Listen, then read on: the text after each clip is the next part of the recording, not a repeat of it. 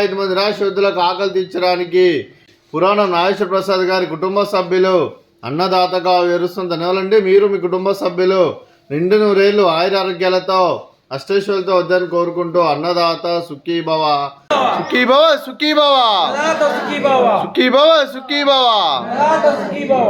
పురాణం నాగేశ్వర ప్రసాద్ గారి కుటుంబ సభ్యులందరికీ దీర్ఘాయుష్మాన్ భవ.